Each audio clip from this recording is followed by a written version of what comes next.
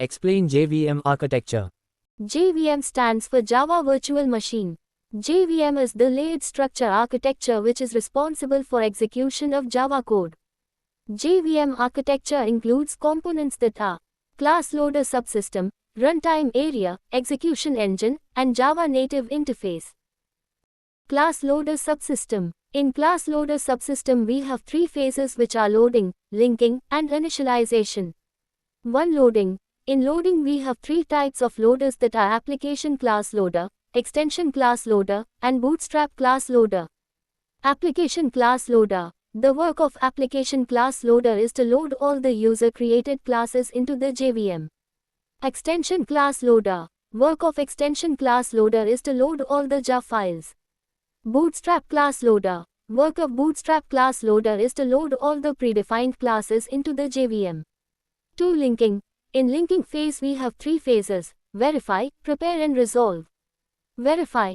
In the verification phase we have bytecode verifier which verify the .class file whether the .class file is correct or not. If not, then it throws an error. Prepare. In the prepare phase all the variables are initialized with the default values and memory is allocated for static members. Resolve. In the resolve phase all the static blocks are executed. 3. Initialization. In that phase all the static blocks are executed. JVM runtime area. In JVM runtime area we have 5 areas which are method area, heap area, Java stack area, program counter register and native method stack area. Method area. In this area all the classes and class objects are loaded which includes constructor, static member, non-static member, and modifiers. Heap area. In this area all the class objects are created. JVM stack area. In this area all the methods are executed including static and non-static. Program counter register. It stores the address of current execution instruction. Native method stack area. It stores the information about native method. Execution engine. In this phase we have three phases. They are JIT compiler, interpreter, and garbage collector.